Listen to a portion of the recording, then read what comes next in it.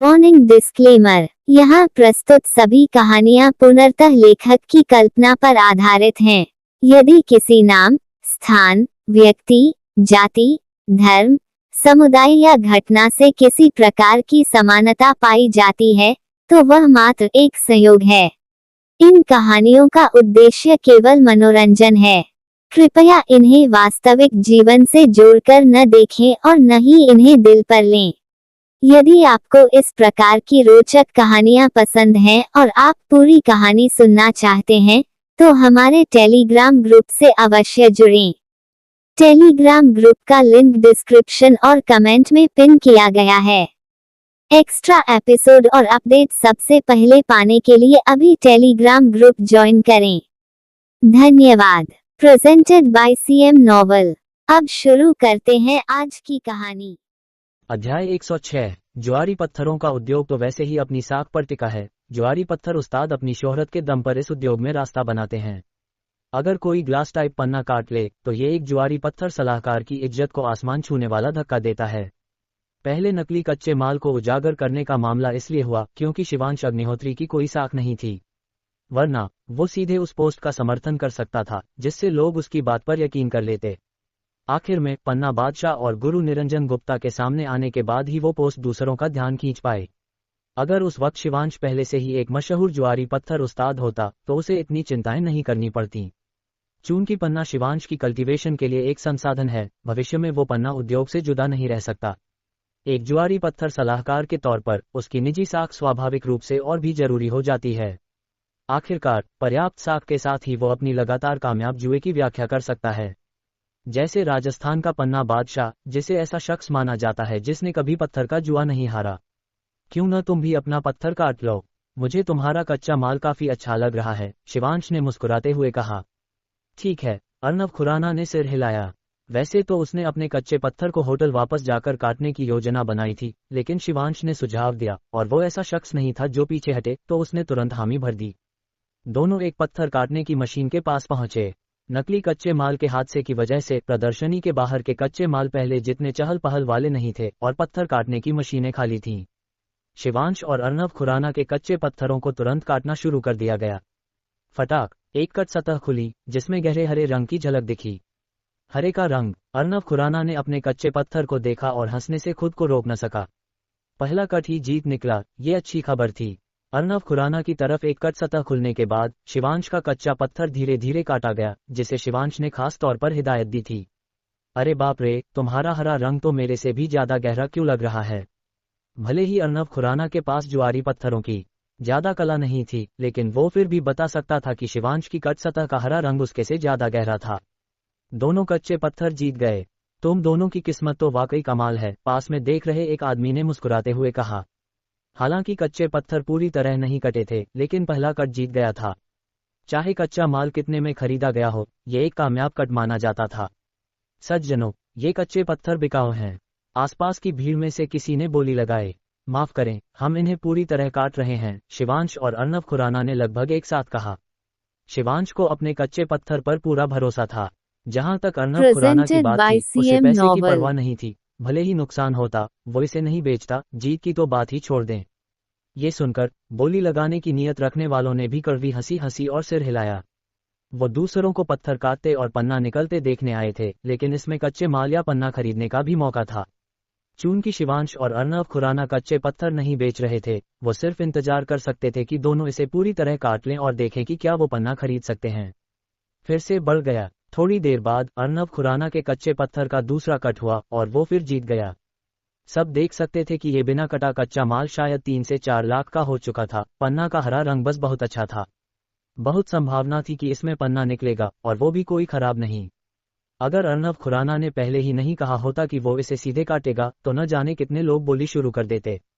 इसका भी बढ़ गया। कुछ मिनट बाद शिवांश का कच्चा पत्थर भी एक और जीत दिखा रहा था। इसके बाद एक हैरान करने वाला दृश्य सामने आया। बाईं तरफ जीत, फिर तुरंत दाईं तरफ जीत। कामयाब कट की आवाजें ऊपर नीचे होती रहीं, दोनों कच्चे पत्थरों के बीच बारी बारी से। जैसे जैसे दोनों कच्चे पत्थर लगातार कटते गए, अर्नब खुराना की तरफ का पन्ना धीरे धीरे अपनी असली शक्ल दिखाने लगा। हाया इस टाइप पन्ना। पत्थर काटने की मशीन पर कच्चे पत्थर को देखकर आसपास की भीड़ से हैरानी की चीखें निकलीं। बड़ी जीत, बड़ी जीत।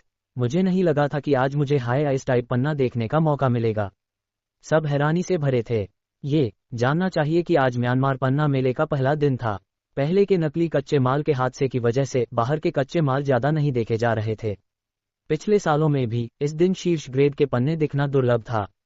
शीर्ष ग्रेड के पन्नों की असली शक्ल अक्सर पत्थर काटने के आखिरी 5 दिनों में दिखती थी, तब शीर्ष ग्रेड के पन्ने एक के बाद एक निकलते थे। बोली के बादशाह के पत्थर काटने के दौरान तो ग्लास टाइप पन्ने भी दिख सकते थे। हाई आइस टाइप पन्ना। अर्नब खुराना ने चमकते हुए पन्ना को देखा और तुरंत जोर से हंस पड़ा।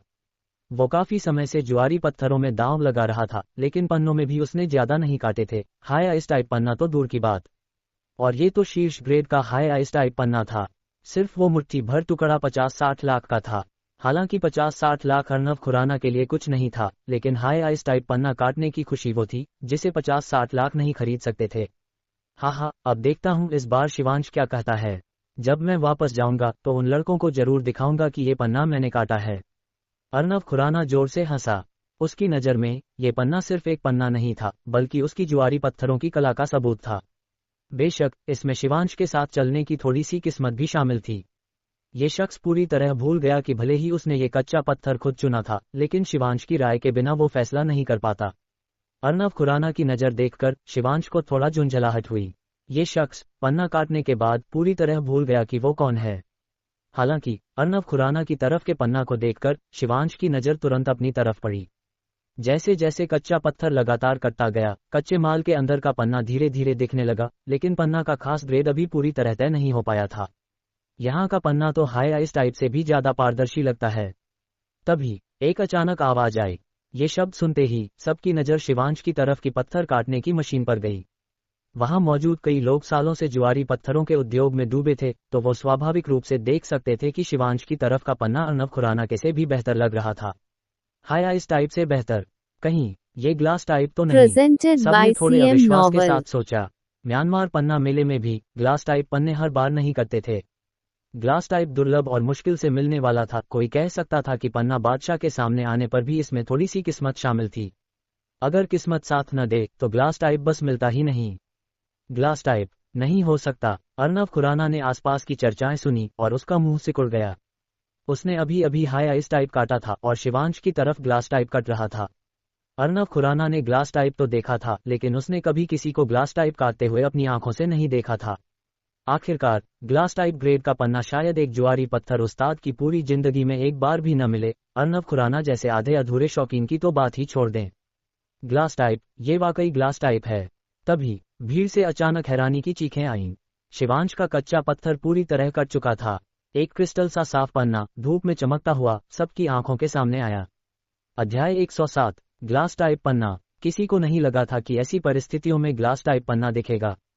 ये पन्नों का बादशाह था। जिसने भी कभी पन्ना छुआ था वो ग्लास टाइप पन्ना के बारे में जानता था। कितना खूबसूरत है। ग्लास टाइप पन्ना देखकर अर्नब खुराना चीखने से खुद को रोक न सका।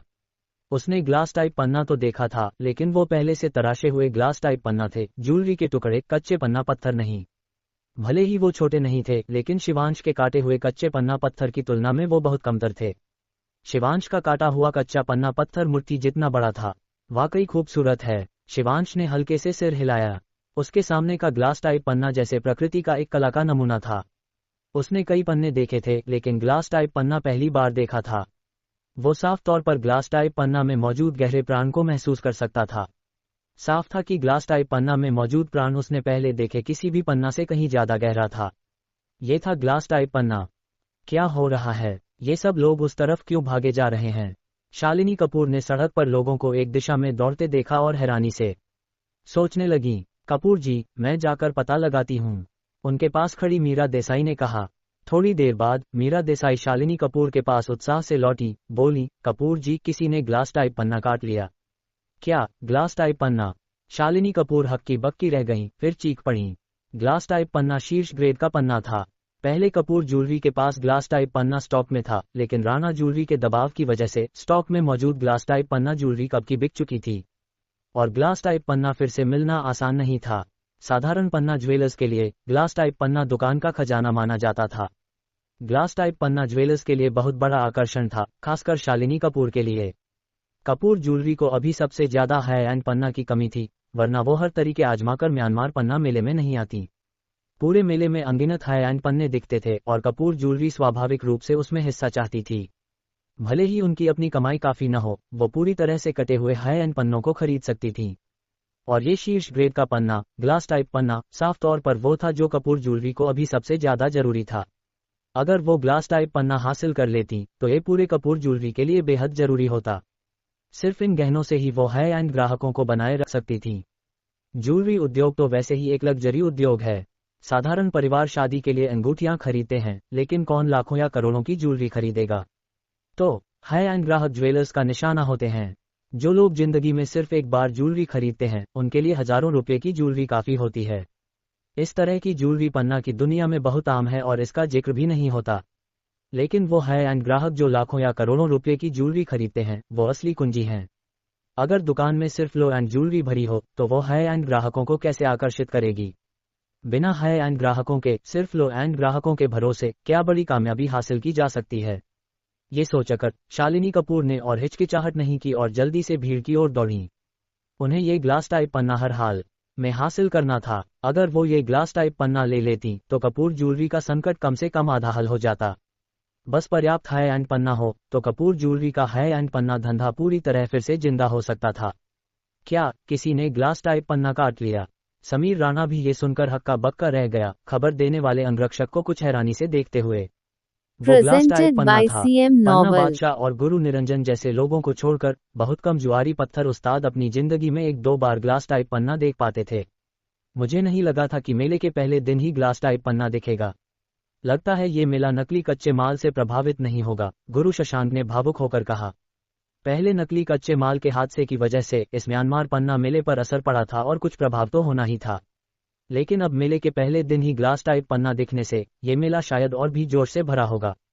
ग्लास टाइप पन्ना, इसे देखना बनता है, समीर राणा ने हल्के से मुस्कुराते हुए कहा।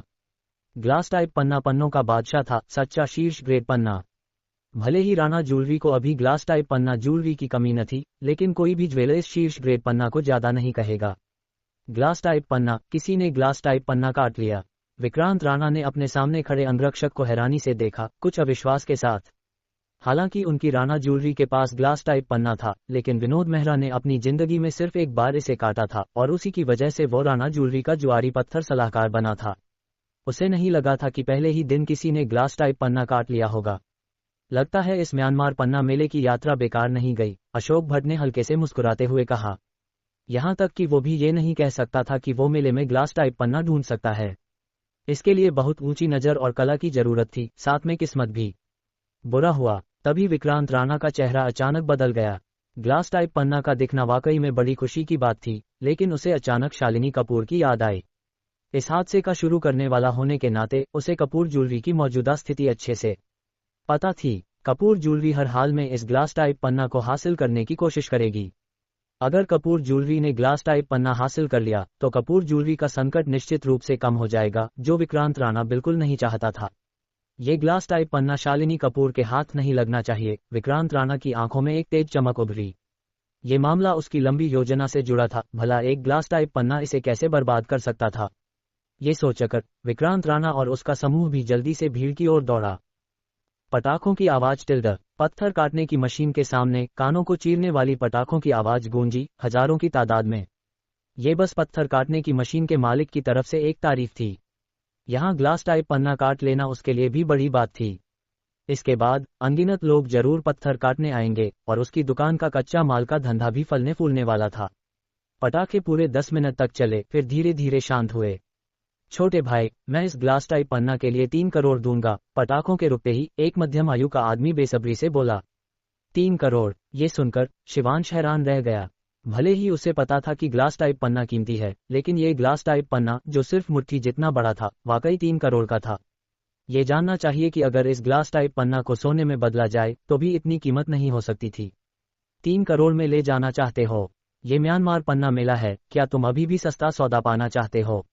एक तिरस्कार भरी आवाज आए और फिर आवाज का मालिक फिर बोला, 3.5 करोड़। बस 2-3 सांसों में ग्लास टाइप पन्ना की कीमत 50 लाख और बढ़ गई थी। वो 50 लाख थे, 500 नहीं। माफ करें, मेरी अभी इस ग्लास टाइप पन्ना को बेचने की कोई योजना नहीं है, शिवांश ने हल्के से सिर हिलाया। इस ग्लास टाइप पन्ना में ढेर सारा प्राण था और उसने अभी इसे अपनी कल्टीवेशन के लिए अवशोषित भी नहीं किया था, तो वो इसे ऐसे कैसे बेच देता। अध्याय 108। नौजवान। ग्लास टाइप पन्ना भले ही अच्छा हो, लेकिन पैसा हमेशा ज्यादा काम का होता है। एक बार देश वापस लौट गए, जहां इतने लोग बोली में हिस्सा नहीं लेंगे तो शायद ये अच्छी कीमत ना पाए। एक आदमी ने ये देखकर कहा, ये सच था। म्यांमार पन्ना मेला दुनिया भर के पन्ना ज्वेलर्स को इकट्ठा करता था। यहाँ कई ज्वेलर्स की कीमत सैकड़ों करोड़ थी और उनकी बोली ही ग्लास टाइप पन्ना की कीमत को शिवांश के लिए सबसे फायदेमंद बनाती थी। एक बार देश वापस लौटने पर कम लोगों के बोली लगाने से इस ग्लास टाइप पन्ना की कीमत कितनी होगी ये अनिश्चित था। यहाँ तुम्हें इसकी चिंता करने की जरूरत नहीं। हमारी कपूर ज्वेलरी इस ग्लास टाइप पन्ना को 5 करोड़ में खरीदेगी। तभी भीड़ से एक साफ ठंडी आवाज आए और तुरंत बाद शालिनी कपूर आगे आईं। 5 करोड़, ये कीमत सुनकर वहां मौजूद सभी लोग कड़वी हंसी हंसे। भले ही ग्लास टाइप पन्ना कीमती था, लेकिन शिवांश का ये टुकड़ा सिर्फ मुट्ठी जितना बड़ा था। इसकी ज्यादा से ज्यादा कीमत 4 करोड़ के आसपास थी और 5 करोड़ में खरीदने का मतलब था न सिर्फ कोई मुनाफा नहीं, बल्कि शायद नुकसान। सलाहकार शिवांश, हमारे समझौते के मुताबिक कपूर ज्वेलरी के जुआरी पत्थर उस्ताद सलाहकार के तौर पर हमारी कपूर ज्वेलरी को पहली खरीद का अधिकार है। 5 करोड़ ठीक है ना? शालिनी कपूर ने शिवांश को देखकर कहा। शिवांश ने हल्के से सिर हिलाया। शालिनी कपूर ने 5 करोड़ की पेशकश की थी और पास में मौजूद बाकी लोगों को साफ तौर पर बोली लगाने की कोई नियत नहीं थी, जिससे पता चलता था कि शालिनी कपूर की कीमत पहले ही बाजार की कीमत से ज्यादा थी। नॉवल। कपूर ज्वेलरी का जुआरी पत्थर उस्ताद सलाहकार। मुझे याद आया, ये शिवांश है। शिवांश, क्या ये वही नया जुआरी पत्थर उस्ताद है जिसने गुजरात प्रदर्शनी में विनोद मेहरा को हराया था? शालिनी कपूर के शब्द सुनकर कई लोग होश में आए और आखिरकार शिवांश की पृष्ठभूमि याद आई।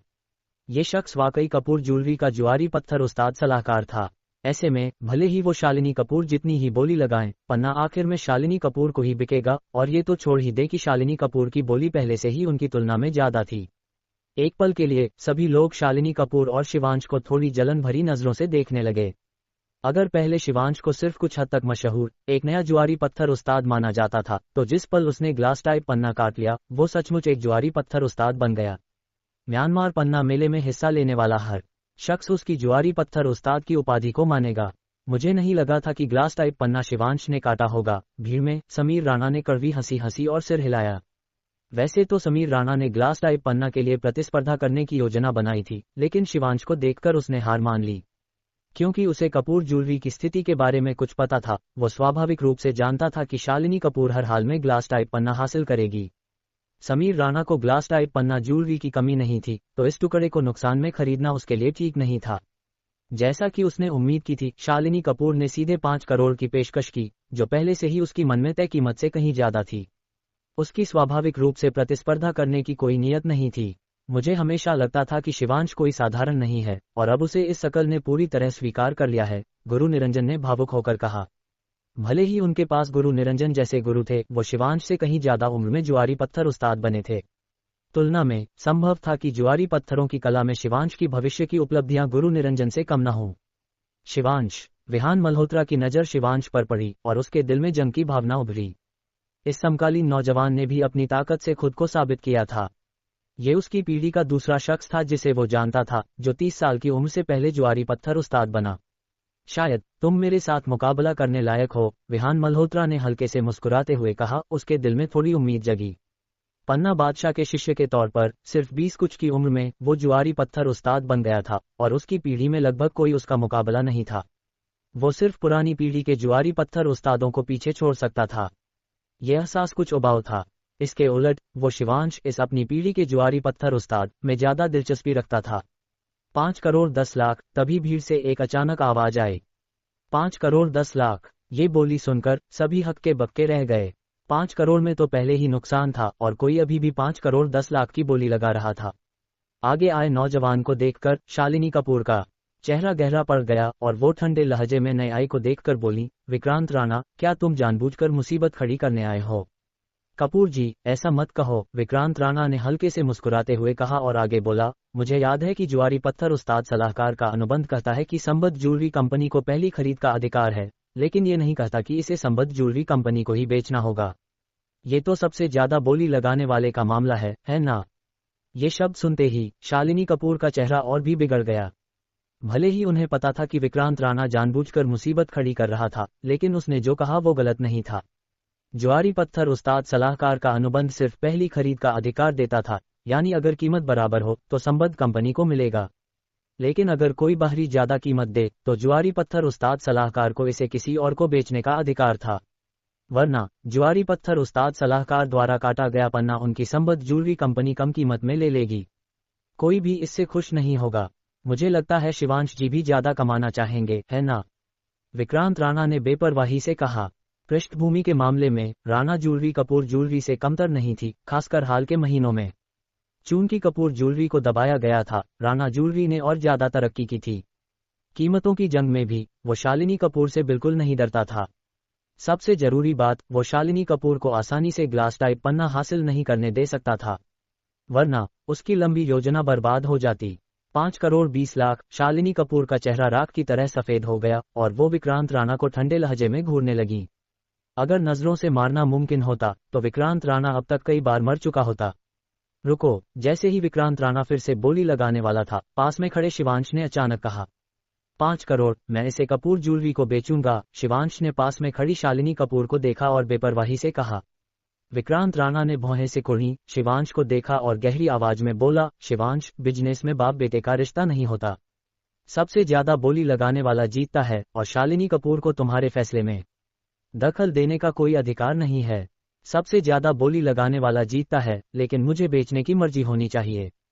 मैं 5 करोड़ में कपूर ज्वेलरी को बेचने को तैयार हूँ। मेरा पन्ना मैं तय करता हूँ। तुम्हें कोई आपत्ति है? शिवांश ने विक्रांत राणा को देखा और बेपरवाही से कहा। तुम? विक्रांत राणा का चेहरा हरे से लाल हो गया। उसने सब कुछ हिसाब किया था, लेकिन उसे कभी नहीं लगा था कि शिवांश कम कीमत में शालिनी कपूर को बेचने को तैयार होगा। चलो, यहाँ रुककर बेइज्जती मत करवाओ, अशोक भट्ट ने बिगड़े चेहरे के साथ कहा। विक्रांत राणा को अपने प्रतिद्वंद्वी की समझ भी नहीं थी, सोच रहा था कि सिर्फ पैसे से समस्याएं हल हो जाएंगी। अगर ऐसा होता तो अशोक भट्ट अब तक देश में वापस क्यों नहीं लौट सका होता। शिवांश, शुक्रिया। विक्रांत राणा और उसके समूह को जाते देख शालिनी कपूर ने राहत की सांस ली।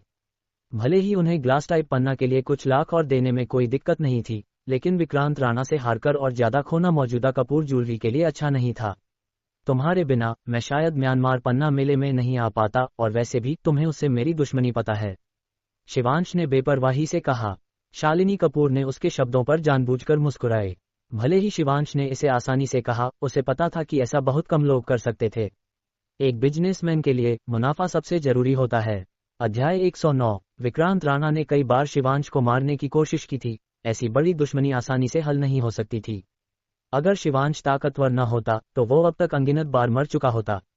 भले ही विक्रांत राणा शिवांश से वाकई सावधान था, लेकिन सबसे बड़ी वजह ध्रुव त्रिवेदी का दखल था, जिसने हत्यारे संगठन को दबाया और उन्हें मिशन छोड़ने पर मजबूर किया। वरना विक्रांत राणा कभी भी शिवांश को निपटाने की कोशिश इतनी आसानी से न छोड़ता, और शिवांश ने विक्रांत राणा के खिलाफ कोई कदम नहीं उठाया क्योंकि वो उसके पीछे राणा परिवार से सावधान था। शालिनी कपूर के लिए इस म्यांमार की यात्रा में ग्लास टाइप पन्ना हासिल करना पहले ही यात्रा को सार्थक बना चुका था। अगर वो कुछ और कच्चे माल, जिनमें हाई एंड पन्ना हो, बोली में ले पाती तो कपूर ज्वेलरी का संकट पूरी तरह हल हो जाता। 5 करोड़ में बिका एक ग्लास टाइप पन्ना। किसी ने शिवांश के साथ औपचारिकता नहीं की। रात का भोज स्वाभाविक रूप से शिवांश ने आयोजित किया और समीर राणा और बाकी लोग बधाई देने आए।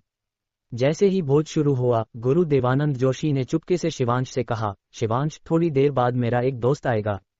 दोस्त? शिवांश चौंक गया, गुरु देवानंद को हैरानी भरी नजरों से देखते हुए। भले ही गुरु देवानंद के पन्ना की दुनिया में कई दोस्त थे, लेकिन ये भोज उनके लिए था जिनका शिवांश के साथ अच्छा रिश्ता था, तो गुरु देवानंद के दोस्त स्वाभाविक रूप से इस मजे में शामिल होने नहीं आते। ये मेरा छोटा भाई है, हमारे गुरु का अभी का एकमात्र शिष्य, गुरु देवानंद ने समझाया। पन्ना बादशाह का शिष्य? शिवांश हैरान हुआ। पन्ना बादशाह का नाम उसे बहुत जानी पहचाना था। पन्ना बादशाह के कुल 3 शिष्य थे। उनका सबसे बड़ा शिष्य, जो सबसे पहले उनके साथ था, सबसे पहले मर भी गया। उनका दूसरा शिष्य अशोक भट्ट को दशकों पहले पन्ना बादशाह ने गुरुकुल से निकाल दिया था और अब वो देश में वांटेड है। और तीसरा शिष्य, जो पन्ना बादशाह का एकमात्र शिष्य था, हालांकि गुरु देवानंद ने पन्ना बादशाह को शिष्य कहा, लेकिन पन्ना बादशाह ने इसे कभी आधिकारिक तौर पर स्वीकार नहीं किया। तो गुरु देवानंद का ये कहना कि वो पन्ना बादशाह का एकमात्र शिष्य है, गलत नहीं था। वाकई, थोड़ी देर बाद एक जानी पहचानी छायादार आकृति निजी कमरे में पहुंची। ये शख्स और कोई नहीं बल्कि विहान मल्होत्रा था, वो नौजवान जिससे अर्नब खुराना और शिवांश पहले मिल चुके थे। पन्ना बादशाह का एकमात्र शिष्य। ये लड़का यहाँ क्या कर रहा है? नए आई को देखकर अर्नब खुराना की भौहें सिकुड़ गईं। उसका और विहान मल्होत्रा का कुछ मनमुटाव था। जब वो जुआरी पत्थर चुन रहा था तब विहान मल्होत्रा मौजूद था और दोनों की नज़र एक ही कच्चे माल पर थी। अर्नब खुराना को इस बात से तब से चिढ़ थी। सबको परिचय करवाता हूँ, ये विहान मल्होत्रा हैं, पन्ना बादशाह के शिष्य। गुरु देवानंद ने अपने छोटे भाई की फिक्र करते हुए जल्दी से खड़े होकर परिचय करवाया। पन्ना बादशाह का शिष्य। शालिनी कपूर का चेहरा हल्का सा बदल गया। उन्होंने सिर्फ पन्ना बादशाह के बारे में सुना था और कभी उनसे सचमुच नहीं मिली थी। आखिरकार वो ज्यादा उम्र की नहीं थी और पन्ना उद्योग में उनकी भागीदारी सिर्फ पिछले कुछ सालों की थी। पन्ना बादशाह कब से पन्ना की दुनिया में कम ही आते थे, वो विहान मल्होत्रा को पढ़ाने में ध्यान दे रहे थे। वरना विहान मल्होत्रा इतनी कम उम्र में जुआरी पत्थर उस्ताद के तौर पर नाम नहीं कमा सकता था। विहान जी, कृपया बैठें, शिवांश ने जल्दी से कहा। वो पन्ना बादशाह का बहुत सम्मान करता था। वो वाकई में पन्ना की दुनिया में नंबर 1 शख्स के तौर पर स्वीकार किए जाते थे। उनकी जुआरी पत्थरों की कला और चरित्र दोनों को पन्ना की दुनिया में माना जाता था। बिना बुलाए आने के लिए माफी चाहता हूँ, विहान मल्होत्रा ने कहा। पता है कि घुसपैठ है, फिर भी आए। एक हल्की सी हुंकारी आई और बोलने वाला और कोई नहीं बल्कि अर्नब खुराना था। दूसरे लोग शायद पन्ना बादशाह का सम्मान करते और विहान मल्होत्रा, पन्ना बादशाह के शिष्य, को कुछ इज्जत देते, लेकिन अर्नब खुराना को बिल्कुल परवाह नहीं थी। वो पन्ना के धंधे में नहीं था तो भले ही पन्ना बादशाह की पन्ना की दुनिया में शोहरत थी, खुराना परिवार के सबसे बड़े पोते के तौर पर वो इसे आंखों में नहीं रखता था। अर्नब खुराना को बोलते देख पास में खड़ी शालिनी कपूर ने कड़वी हंसी हंसी। अर्नब खुराना और उसके समूह को नाराज करना मुश्किल था, लेकिन उसी तरह विहान मल्होत्रा को भी नाराज नहीं किया जा सकता था। पन्ना बादशाह सिर्फ एक साधारण उपाधि नहीं थी। पन्ना बादशाह के एकमात्र शिष्य के तौर पर भले ही विहान मल्होत्रा का मौजूदा जुआरी पत्थरों का स्तर ज्यादा से ज्यादा गुरु देवानंद के बराबर था, लेकिन पन्ना बादशाह के छोड़े गए रिश्तों का मतलब था कि राणा ज्वेलरी जैसे बड़े कंपनियों को भी उसका सम्मान करना पड़ता था। ये सुनकर समीर राणा कड़वी हंसी हंसने से खुद को रोक न सका। उसने अर्नब खुराना की पैंट खींची, फिर खड़ा हुआ और बोला, विहान जी और मेरे दोस्त के बीच थोड़ी सी गलतफहमी हो गई थी। ये सब छोटी मोटी बातें हैं, सब बैठकर बात कर लें तो सब ठीक हो जाएगा। विहान मल्होत्रा ने हल्के से सिर हिलाया और मुस्कुराते हुए कहा, पिछली बार जो हुआ वो वाकई हमारी गलती थी। हमें अपनी हैसियत का इस्तेमाल करके वो कच्चा माल नहीं लेना चाहिए था। छोड़ो, मैं बड़ा आदमी हूँ, छोटे लोगों से रंजिश नहीं रखता। आज मैंने एक पन्ना काटा और एक ग्लास टाइप पन्ना देखा तो तुमसे उलझने का मन नहीं है, अर्नब खुराना ने बेपरवाही से कहा। ये शब्द सुनते ही पास में खड़े गुरु देवानंद ने राहत की सांस ली। पिछली बार जब विहान मल्होत्रा उनके पास आया था, उन्होंने विहान को अर्नब खुराना की पहचान के बारे में बताया था। अर्नब खुराना की पहचान, चाहे आप किसी भी उद्योग में हो, एक धमकी थी। और भले ही पन्ना बादशाह का नाम मशहूर था, वो मुख्य रूप से पन्ना उद्योग में था। तो गुरु देवानंद ने एक बार विहान को सलाह दी थी कि अपनी मुद्रा कम रखे। एक छोटी सी बात के लिए अर्नब खुराना को नाराज करने की जरूरत नहीं थी। उस वक्त उन्हें यकीन नहीं था कि विहान अपनी इज्जत कम करने को तैयार होगा, क्योंकि विहान बरसों से पन्ना बादशाह के साथ था और हमेशा आसानी से चलता रहा था। उसे अपनी इज्जत कम करने को कहना, शायद वो इज्जत खोने को तैयार न होता। लेकिन अब ऐसा लग रहा था कि विहान मल्होत्रा वो घमंडी और आत्ममुग्ध शख्स नहीं था। हमेशा आसानी से चलने के बावजूद ऐसा करना आसान नहीं था। ये देखकर कि दोनों ने फिलहाल टकराव की कोई नीयत नहीं दिखाई, शिवांश ने भी राहत की सांस ली। भले ही उसका अर्नब खुराना से ज्यादा वास्ता नहीं था, शिवांश जानता था कि दूसरा पक्ष मजबूत चरित्र का शख्स है। उसका ऐसे शब्द कहना मतलब था कि वो अब परवाह नहीं करता था।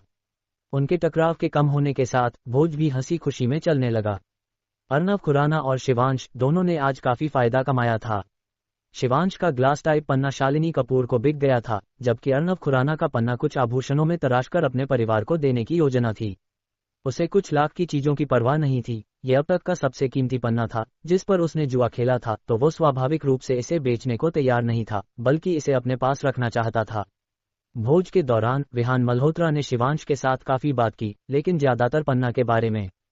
पन्ना बादशाह की रहनुमाई के साथ विहान की जुआरी पत्थरों में उपलब्धि निश्चित रूप से गुरु देवानंद से कम नहीं थी। हालांकि उसकी उम्र की वजह से कई चीजें अभी पूरी तरह एकीकृत नहीं हुई थीं। जब तक वो जुआरी पत्थरों में लगा रहेगा, ये ज्ञान आखिरकार उसका अपना हो जाएगा। ये विहान मल्होत्रा, जैसा कि पन्ना बादशाह का शिष्य है, वाकई में साधारण नहीं है, शिवांश ने भावुक होकर सोचा। भोज सबके मजे में खत्म हुआ। ये विहान मल्होत्रा, इसके साथ बिजनेस करना ठीक है, लेकिन दोस्त के तौर पर ये ठीक नहीं, अर्नब खुराना ने चुपके से कहा। शिवांश चौंक गया, फिर हल्के से सिर हिलाया। विहान मल्होत्रा ने उससे लगातार बात की थी और उसके शब्दों और हरकतों से वो उस शख्स का चरित्र कुछ हद तक समझ सकता था। हालांकि एक योद्धा के तौर पर उसकी नज़र और भी बारीक थी। विहान मल्होत्रा वाकई में दोस्त के तौर पर ज्यादा ठीक नहीं था। इस शख्स का उपयोगितावाद बहुत ज्यादा था। उनकी पहले की बातचीत में विहान ने जानबूझकर या अनजाने में उनके लेन देन की बातें छेड़ी थीं। अध्याय 110। तुम लोगों को परखने में काफी सटीक हो, शिवांश ने तारीफ की। बिल्कुल, अगर मेरे पास ये काबिलियत न होती तो अब तक मुझे न जाने कितनी बार ठगा गया होता, अर्नब खुराना ने मुंह बनाकर कहा। लेकिन कच्चे पत्थरों को परखने में तुम्हारी समझ इतनी अच्छी नहीं है। ये सुनकर अर्नब खुराना का चेहरा ठहर गया, फिर वो हंस पड़ा। इसलिए तो तुम हो ना। अगली बार तुम बताओ कौन सा खरीदना है, मैं वही खरीदूंगा। तुम्हें डर नहीं कि मैं तुम्हें ठग लूं? शिवांश ने ये देखकर आंखें तरेरते हुए कहा। मुझे यकीन है तुम मुझे नहीं ठगोगे, अर्नब खुराना ने मुस्कुराते हुए कहा। शिवांश एक पल के लिए हक्का बक्का रह गया, फिर हंस पड़ा। लगता है तुम्हारा मोटू उपनाम गलत नहीं है, मोटे लोगों की किस्मत अच्छी होती है। अर्नब खुराना ने बस मुस्कुराकर कुछ नहीं कहा। पास में खड़े समीर राणा को उनकी बातचीत से काफी हैरानी हुई। वो अर्नब खुराना के साथ बचपन से बड़ा हुआ था और इसलिए वो उसे मोटू कहने की हिम्मत करता था। अब शिवांश ने उसे मोटू कहा और अर्नब खुराना ने इसका खंडन नहीं किया, जिससे साफ था कि शिवांश ने पहले से ही अर्नब खुराना की मंजूरी हासिल कर ली थी। लगता है मुझे भविष्य में इस शिवांश के साथ काफी वास्ता रखना होगा, समीर राणा ने चुपके से सोचा। उसके पास अर्नब खुराना जैसी पारखी नजर नहीं थी, लेकिन भले ही अर्नब खुराना ने शिवांश को मंजूर किया था, वो आसानी से दूसरे पक्ष को स्वीकार नहीं करता। कम से कम अभी के लिए शिवांश ने उसे दोस्त के तौर पर स्वीकार करने की योग्यता नहीं कमाई थी। तुमने क्या कहा? विक्रांत राणा ने अपने सामने खड़े अंगरक्षकों को अविश्वास से देखा। राणा जी, हमें पता चला कि शिवांश ने जो ग्लास टाइप पन्ना काटा वो एक पायथन पैटर्न वाले कच्चे पत्थर से था, अंगरक्षक ने सावधानी से कहा। पायथन पैटर्न वाला कच्चा पत्थर? विक्रांत राणा का दिल कड़वाहट से भर गया। उसने वो पायथन पैटर्न वाला कच्चा पत्थर देखा था। 6 लाख रुपये, वो वही कच्चा पत्थर था जो शिवांश ने उस लड़की से नकद में खरीदा था। विक्रांत, इतना हंगामा क्यों मचा रहे हो? पायथन पैटर्न वाले कच्चे पत्थर पहले से ही शीर्ष ग्रेड के पुराने गड्ढे के कच्चे पत्थर होते हैं। इसमें ग्लास टाइप पन्ना निकलना कोई अजीब बात नहीं है। अशोक भट्ट ने विक्रांत राणा को देखा और बेपरवाही से कहा। विक्रांत राणा ने कड़वी हंसी हंसी। बस इतना था कि वो इस मामले को अशोक भट्ट को बताने की हिम्मत नहीं कर सका। अगर उसने बताया तो क्या ये नहीं जताता कि उसकी परख में कमी थी? इस ग्लास टाइप पन्ना का दिखना कोई बुरी बात नहीं है।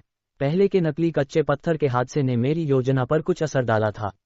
इसके बाद मुझे लगता है कि नकली कच्चे पत्थरों का असर कल से गायब हो जाएगा, अशोक भट्ट ने मुस्कुराते हुए कहा। भले ही शिवांश ने ग्लास टाइप पन्ना काट लिया था, अशोक भट्ट को बिल्कुल परवाह नहीं थी। पन्ना उसके लिए सिर्फ धन इकट्ठा करने का एक जरिया था। पैसे कमाने के लिए वो पन्ना बादशाह को भी धोखा दे सकता था और नकली कच्चे पत्थर भी बना सकता था। एक जुआरी पत्थर उस्ताद का उदय और पतन उसके लिए कुछ भी मायने नहीं रखता था। और इस बार शिवांश का ग्लास टाइप पन्ना काटना वास्तव में उसी की मदद कर गया था, तो वो स्वाभाविक रूप से खुश था। गुरुजी, कपूर ज्वेलरी का क्या? विक्रांत राणा ने कुछ अनिच्छा के साथ पूछा। ये मामला अशोक भट्ट के लिए तो अच्छी बात थी, लेकिन विक्रांत राणा के लिए नहीं थी। कपूर ज्वेलरी के ग्लास टाइप पन्ना हासिल करने से विक्रांत राणा की पहले की योजनाएं आधी बेकार हो गई थीं। कपूर ज्वेलरी का मामला तुम्हारा अपना है। क्या तुम चाहते हो कि तुम्हारा गुरु संगठन द्वारा सौंपे गए काम को तुम्हारे लिए छोड़ दे? अशोक भट्ट ने विक्रांत राणा को देखा, उसका चेहरा गहरा पड़ गया और उसने ठंडे लहजे में कहा, ये शिष्य ऐसा नहीं चाहता। विक्रांत राणा ने जल्दी से कहा। उसे अशोक भट्ट का स्वभाव अच्छे से पता था। संगठन द्वारा सौंपे गए मामले विक्रांत राणा के निजी मामलों से बिल्कुल तुलना नहीं थे। चिंता मत करो, तुम मेरे शिष्य हो। मैं स्वाभाविक रूप से तुम्हारे मामलों में पूरी मदद करूंगा। इसके अलावा उत्तरांचल प्रदेश में पन्ना उद्योग का एकीकरण मेरे लिए भी बहुत मददगार होगा। अशोक भट्ट ने विक्रांत राणा को देखा और बेपरवाही से कहा। शुक्रिया गुरुजी, विक्रांत राणा ने कहा, उसका चेहरा खुशी से चमक उठा। अशोक भट्ट ने हल्के से सिर हिलाया और बोला, हालांकि ये शिवांश संगठन की पहले की हत्या की कोशिशों के मुताबिक उसकी ताकत शायद परिवर्तन क्षेत्र के योद्धाओं के स्तर की है। उसे निपटाने के लिए सिर्फ लोगों की तादाद या व्यक्तिगत मार्शल ताकत से बहुत मुश्किल होगा। उसके पास खड़ा नौजवान भी सिर हिलाया। परिवर्तन क्षेत्र के योद्धा बेहद दुर्लभ थे, यहाँ तक कि संगठन के अंदर भी, और संगठन के आत्मा जैसे शख्सियतों के तौर पर वो आमतौर पर आसानी से हरकत में नहीं आते थे। बहुत कम लोग उनकी कीमत चुका सकते थे, कम से कम विक्रांत राणा का राणा परिवार उस कीमत को नहीं चुका सकता था।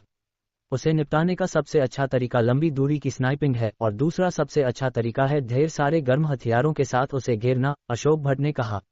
भले ही परिवर्तन क्षेत्र के योद्धा मांसपेशियों और खून को नियंत्रित कर सकते थे, लेकिन अगर उन्हें बहुत ज्यादा या बहुत गंभीर चोटें लगीं तो वो भी मर जाएंगे। परिवर्तन क्षेत्र के योद्धाओं से निपटना ठंडे हथियारों के युग में मुश्किल था, लेकिन आधुनिक समाज में ये कोई मुश्किल बात नहीं थी। यांग लुचान को उस समय गोली मार दी गई थी, शिवांश की तो बात ही छोड़ दें। लंबी दूरी की स्नाइपिंग के लिए स्नाइपिंग विशेषज्ञों की जरूरत है और संगठन को देश की चेतावनियों की वजह से आसानी से हरकत में नहीं आना चाहिए। तो एकमात्र रास्ता है ढेर सारे गर्म हथियारों के साथ उसे घेर कर मारना, अशोक भट्ट ने विक्रांत राणा से कहा। मैं समझ गया, विक्रांत राणा ने सुनकर सिर हिलाया। भल्ला, म्यांमार में यहाँ के लोगों से संपर्क करो। मुझे लगता है कि वो सैकड़ों करोड़ की मोटी भीड़ में जरूर बहुत दिलचस्पी लेंगे, अशोक भट्ट ने अपने पास खड़े नौजवान से कहा। जी, भल्ला ने हल्के से सिर हिलाया। साथ ही, मैं भल्ला को तुम्हारी मदद के लिए भेजूंगा। इस मामले में मैं अपना चेहरा नहीं दिखा सकता, लेकिन भल्ला संगठन का सिर्फ एक बाहरी सदस्य है, तो उस पर कोई पाबंदी नहीं है, अशोक भट्ट ने कहा। विक्रांत राणा ने हल्के से सिर हिलाया। यहां तक कि अशोक भट्ट का संगठन भी देश की तरफ से दबाव को नजरअंदाज नहीं कर सकता था। ग्लास टाइप पन्ना पहले ही सिद्धार्थ मल्होत्रा और दूसरों को सुरक्षित रखने के लिए सौंप दिया गया था। आखिरकार करोड़ों रुपए की कीमत वाला पन्ना कोई जोखिम उठा सकता था। भले ही आयोजकों की तरफ से सुरक्षा थी, लेकिन इस मामले में कोई लापरवाही नहीं बरतना चाहता था। कपूर दी, मैं उम्मीद करता हूं कि कुछ समय बाद मैं तुम्हें वो ग्लास टाइप पन्ना दे सकूं। मैं पहले इसे पढ़ना चाहता हूं, शिवांश ने शालिनी कपूर से कहा। पढ़ना? शालिनी कपूर चौंक गईं, फिर भौहें सिकोड़कर बोली, इसमें कितना समय लगेगा? कपूर ज्वेलरी को वाकई ग्लास टाइप जैसे शीर्ष ग्रेड पन्ना की जरूरत थी, जो दुकान का खजाना बन सकता था। अगर ग्लास टाइप पन्ना हासिल नहीं हुआ होता और शिवांश कपूर ज्वेलरी का सलाहकार न होता तो वो सीधे शिवांश को मना कर देती। लगभग 10 दिन से आधा महीना। बेशक, मैं इसे तुम्हें दे भी सकता हूं, लेकिन मैं उम्मीद करता हूं कि इसे पढ़ने के बाद ही इसे ज्वेलरी में तराशा जाए, शिवांश ने थोड़ा सोचकर कहा। ये सुनकर शालिनी कपूर चुप हो गईं। 10 दिन से आधा महीना कोई छोटा समय नहीं था। शालिनी कपूर की योजना के मुताबिक ग्लास टाइप पन्ना ज्वेलरी को 10 दिन से आधे महीने में लॉन्च करना चाहिए। तभी कपूर ज्वेलरी की शीर्ष ग्रेड पन्ना की कमी की समस्या सचमुच हल हो सकती थी। ठीक है, तुम ये ग्लास टाइप पन्ना आधा महीना रख सकते हो, और सिर्फ आधा महीना, शालिनी कपूर ने लंबे विचार के बाद कहा। शुक्रिया, शिवांश ने यह सुनकर राहत की सांस ली। उसे पता था कि कपूर ज्वेलरी को शीर्ष ग्रेड पन्ना की कमी है, इसलिए उसने इसे कपूर ज्वेलरी को बेचा था। वरना उसकी पहले की आदतों के मुताबिक वो इस पन्ना को कुछ समय अपने पास रखता और फिर बेचता। लेकिन अब चूंकि शालिनी कपूर ने उसे आधा महीना पढ़ने की इजाजत दे दी थी, ये उसके लिए उसमें मौजूद प्राण को अवशोषित करने के लिए काफी था। हालांकि ग्लास टाइप पन्ना में मौजूद प्राण ज्यादा शुद्ध था, लेकिन आखिरकार ये सिर्फ कुछ छद्म प्राण मणि था। भले ही वो इसे हासिल न कर पाए, ये कोई बहुत बड़ा नुकसान नहीं होता। अध्याय 111। अगले कुछ दिनों में शिवांश अग्निहोत्री ने सुबह का वक्त प्रदर्शनी में कच्चे पन्ना माल को देखने में बिताया और दोपहर को सिद्धार्थ मल्होत्रा के साथ ज्वारी पत्थर चुनने में। अर्नव खुराना भी ज्यादातर समय उनके साथ रहा, लेकिन शायद पन्ना वाले हादसे की वजह से अर्नव खुराना की किस्मत जैसे खत्म हो गई थी और अगले कुछ दिनों में उसकी कमाई साधारण ही रही। इसके बावजूद अर्नव खुराना ने शिवांश से कच्चे पन्ना माल चुनने में मदद नहीं मांगी, उसने खुद ही चुना और शिवांश से बस राय ली। वक्त जल्दी बीत गया और पलक झपकते ही खुली बोली के 5 दिन गुजर गए। अब आने वाली गुप्त बोली सबके लिए प्रतिस्पर्धा का केंद्र बन गई और 2 कच्चे पन्ना माल, जो बोली का बादशाह बनने की सबसे ज्यादा संभावना रखते थे, इसी गुप्त बोली का हिस्सा थे। ये था म्यांमार पन्ना मेले का आत्मविश्वास। भारत में बोली का बादशाह आमतौर पर खुली बोली के दौरान पैदा होता था, लेकिन म्यांमार पन्ना मेले में आयोजकों को इतना भरोसा था कि बोली का बादशाह गुप्त बोली से निकलेगा। यही था म्यांमार पन्ना मेला। इस दौरान समीर राणा ने भी कुछ कच्चे पन्ना माल के बारे में पूछा, कुल मिलाकर सिर्फ 10 से 20 टुकड़े, जो ज्यादा नहीं थे। साफ था कि समीर राणा ऐसा शख्स नहीं था जो मौके का फायदा उठाए। भले ही उसे शालिनी कपूर की इजाजत थी, वो हर ज्वारी पत्थर के बारे में शिवांश से नहीं पूछता था। दरअसल शिवांश की मदद से वो पहले ही कई नुकसानों से बच चुके थे, जैसे इस बार का वो कच्चा पन्ना माल जिसकी कीमत 1,88,00,000 थी, वो नकली था और भले ही उसमें पन्ना था, उसकी कीमत ज्यादा नहीं थी। गुप्त बोली में प्रतिस्पर्धा निस्संदेह बहुत तीखी थी। हर ज्वेलरी कंपनी पूरी ताकत लगा रही थी, अपने लोगों को बोली स्थल पर लगातार भेज रही थी ताकि ताज़ा घटनाओं का पता रहे। शिवांश ने भी कुछ गुप्त बोलियों में हिस्सा लिया और उसे अंतिम नतीजों पर पूरी तरह भरोसा नहीं था, क्योंकि म्यांमार पन्ना मेले में हिस्सा लेने वाले ज्वारी पत्थर उस्तादों की तादाद बहुत ज्यादा थी।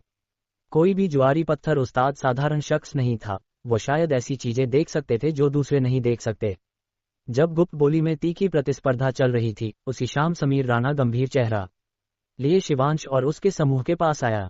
मुझे आदित्य नायक से कुछ बुरी खबर मिली, समीर राणा ने गंभीर चेहरा बनाकर कहा। हाल ही में सोनपुर के बाहर कुछ अज्ञात लोग सक्रिय हैं। अज्ञात लोग, ये सुनते ही सबके चेहरों का रंग हल्का सा बदल गया। म्यांमार पन्ना मेला सोनपुर में हो रहा था और इस वक्त शहर के बाहर अज्ञात गतिविधियां, वो स्वाभाविक रूप से समझ गए कि इन लोगों के इरादे अच्छे नहीं थे। आखिरकार म्यांमार तो वैसे ही अस्थिर जगह थी, ऐसी बातें पहले भी हो चुकी हैं, समीर राणा ने गंभीरता से कहा। लेकिन आदित्य नायक ने मुझे बताया कि इस बार ये पहले से कहीं ज्यादा गंभीर हो सकता है। दरअसल म्यांमार पन्ना मेले में ऐसी बातें सुनना बहुत अजीब नहीं था, वरना समीर राणा और शालिनी कपूर अपने अंगरक्षकों को हथियार रखने की इजाजत न देते। आदित्य नायक ने म्यांमार के अधिकारियों को खबर कर दी है, लेकिन म्यांमार में अधिकारी ज्यादा भरोसेमंद नहीं है, समीर राणा ने कुछ बेबसी के साथ कहा। फिर आगे बोला, तो आखिर में हमें शायद अपने भरोसे ही रहना होगा। हालांकि एक बार यांगोन पहुंच गए तो समस्या ज्यादा बड़ी नहीं होगी। इन दिनों सबको सावधान रहना होगा। ये सुनकर सबने सिर हिलाया। म्यांमार के अधिकारियों की साख अच्छी नहीं थी और शिवांश, जो पहली बार म्यांमार आया था, उसे भी ये पता था। बाकी लोगों की तो बात ही छोड़ दें, जो इस बात को अच्छे से जानते थे। क्या आयोजक मेले में आए लोगों की सुरक्षा की गारंटी नहीं दे सकते? शिवांश ने भौहें सिकोड़कर पूछा।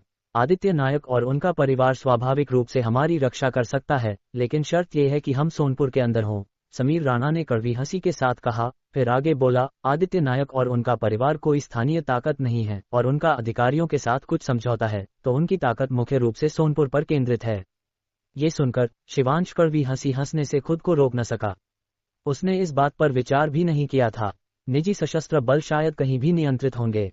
भले ही आदित्य नायक और उनके परिवार के पास निजी सशस्त्र बल हो, वो सिर्फ अपने इलाके में काम कर सकते थे। अगर वो बाहर गए तो शायद सबसे पहले अधिकारी ही उन्हें परेशान करते। नायक परिवार आखिरकार वैध धंधा करता था और निश्चित रूप से अधिकारियों से टकराव नहीं चाहता था। मैं समझ गया, Presented by शिवांश ने CM सिर हिलाया। Novel. उस वक्त मैं बाकी ज्वेलर्स से संपर्क करूंगा और हम एक साथ निकल सकते हैं। ज्यादा लोग, ज्यादा सुरक्षा, समीर राणा ने कहा। शालिनी कपूर ने स्वाभाविक रूप से पूरी तरह सहमति जताई। भले ही पन्ना और कच्चे पन्ना माल की एस्कॉर्ट के लिए खास लोग थे और उनकी चिंता करने की जरूरत नहीं थी, उनकी अपनी सुरक्षा भी उतनी ही जरूरी थी। समीर राणा की लाई खबर निस्संदेह बुरी खबर थी और सबके मूड में कुछ जटिलता आ गई। अगले दिनों में शिवांश और बाकी लोगों ने देखा कि सोनपुर में सशस्त्र कर्मियों की गश्त बढ़ गई थी, कभी कभी तो बख्तरबंद गाड़ियों में भी। यहाँ तक कि साधारण लोगों को भी लगा कि कुछ गलत हो रहा है, लेकिन इस वक्त कोई भी जल्दबाजी में सोनपुर छोड़ने की हिम्मत नहीं कर सका। सोनपुर के बाहर एक छिपे हुए लकड़ी के घर में दर्जन भर छायादार आकृतियां इकट्ठा थीं। हर एक के पास हथियार थे और कुछ के पास तो सबमशीन गन भी थीं। बड़े भाई, हाल ही में सोनपुर में गश्त की ताकत साफ तौर पर बढ़ गई है। लगता है आदित्य नायक और उनका परिवार हमें पहले ही भांप चुके हैं, एक पतला सावला आदमी बोला। आदित्य नायक कोई बेवकूफ नहीं है। उन्होंने सोनपुर को इतने सालों से चलाया है, तो हमारी मौजूदगी का पता होना कोई हैरानी की बात नहीं। भीड़ में खड़ा लंबा आदमी बेपरवाही से बोला। सोनपुर कई बड़े पन्ना खदान मालिकों का मुख्य ऑपरेटिंग क्षेत्र था और म्यांमार में अनगिनत बड़े छोटे बल वहां जमे हुए थे। यहां तक कि म्यांमार के अधिकारियों को भी उन्हें कुछ इज्जत देनी पड़ती थी, वरना निजी सशस्त्र बल को यांगोन से दर्जनों मील दूर तैनात करने की इजाजत कैसे मिलती? बड़े भाई, तो हम क्या करें? पतले सांवले आदमी ने भौहें सिकोड़कर पूछा। आमतौर पर वो आदित्य नायक के परिवार जैसे ताकतवर बल को भड़काने की हिम्मत नहीं करते थे, क्योंकि भले ही वो बेकरार लोग थे, वो अपनी मौत नहीं मांगते थे। लेकिन इस बार बात अलग थी। किसी ने 5 करोड़ की पेशकश की थी कि वो एक शख्स को मार दें। ये शख्स कम से कम 100 करोड़ का था और उसे मारने के बाद वो उससे कितना ले सकते थे, ये उनकी अपनी काबिलियत पर निर्भर था। 5 करोड़ की रकम उन्हें पागल करने के लिए काफी थी, और ये तो छोड़ ही दे कि निशाना सैकड़ों करोड़ का था। निशाने की उत्पत्ति की बात करें तो वो सिर्फ एक भारतीय था। कहा गया था कि उसकी मार्शल कला जबरदस्त थी, लेकिन क्या दर्जनों लोग दर्जनों बंदूकों के साथ एक शख्स से डरेंगे? ऐसा शानदार सौदा, वो स्वाभाविक रूप से बिना हिचक के दौड़ पड़े। वैसे तो वो शहर के बाहर खुफिया जानकारी इकट्ठा कर रहे थे, निशाने को सीधे मारने की योजना बना रहे थे जब वो निकलेगा। लेकिन सोनपुर की रक्षा अचानक मजबूत हो गई और बेवकूफ को भी पता चल जाता कि कुछ गलत है। जब निशाना निकलेगा तो रक्षा निश्चित रूप से और मजबूत होगी, जिससे उनकी कार्रवाई मुश्किल हो जाएगी। जब निशाना बाहर नहीं निकल रहा तो हम अंदर जाकर उसे मार देंगे, लंबा आदमी बेपरवाही से बोला। अंदर जाकर मारना, ये शब्द सुनते ही सबके चेहरों का रंग बदल गया। वो सोनपुर था, जहां सैकड़ों सशस्त्र लोग थे और उनकी हल्की और भारी मारक क्षमता उनसे कहीं बेहतर थी। उनके पास कुल मिलाकर 10 के आसपास लोग थे, अंदर जाना तो जैसे आत्महत्या थी। अध्याय 112। बेकरार लोगों के तौर पर वो अच्छे से जानते थे कि म्यांमार में इंसानी जिंदगियां बेकार थीं, सिर्फ कुछ बड़े शहरों और सोनपुर में थोड़ी बेहतर सार्वजनिक सुरक्षा थी, जबकि बाकी जगहों पर किसी भी पल जान को खतरा हो सकता था। सोनपुर के सशस्त्र बल उन्हें कोई रहम नहीं दिखाते थे।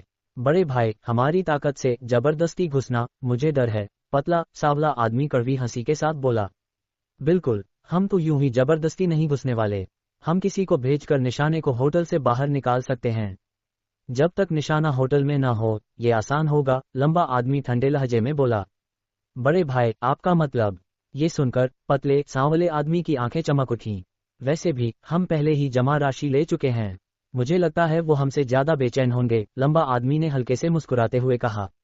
इस बार मिशन आसान लग रहा था, लेकिन लंबा आदमी अच्छे से जानता था कि ये मिशन आसान नहीं था। इसलिए ऑपरेशन से पहले उसने पहले ही 60% जमा राशि ले ली थी, जो वापस नहीं होनी थी। 3 करोड़ की जमा राशि, उसे यकीन था, उस शख्स को उससे कहीं ज्यादा बेचैन कर देगी। कम भक्त, उन्हें अभी भी हमें सामने आने की जरूरत है। विक्रांत राणा का चेहरा बेहद बिगड़ गया जब उसे पता चला कि हत्यारों को अभी भी शिवांश को बाहर निकालने के लिए उनकी जरूरत थी। पिछली बार शिवांश को मारने के लिए हत्यारे किराए करने से वो पहले ही बहुत चिढ़ा हुआ था और उसे नहीं लगा था कि इस बार के हत्यारे भी वही होंगे। न सिर्फ जमा राशि वापस नहीं होनी थी, बल्कि आखिर में उन्हें भी सामने आना पड़ रहा था। हाल ही में सोनपुर की रक्षा साफ तौर पर बहुत मजबूत हो गई है और समीर राणा अभी बाकी ज्वेलर्स से संपर्क कर रहा है, एक साथ निकलने की योजना बना रहा है। उनकी कार्रवाई की संभावना कम है। जहां तक म्यांमार पन्ना मेले में हिस्सा लेने वाले सभी ज्वेलर्स पर हमला करने की बात है, उन्हें तो छोड़ ही दे, म्यांमार की सबसे बड़ी स्थानीय ताकत भी ऐसा करने की हिम्मत नहीं करेगी, भल्ला ने कुछ बेबसी के साथ कहा। ये सब उन लोगों की लापरवाही की वजह से हुआ जो पकड़े गए, विक्रांत राणा ने नाराजगी से कहा। अगर इन लोगों से भल्ला ने संपर्क नहीं किया होता तो वो सीधे उन्हें गालियां देना शुरू कर देता।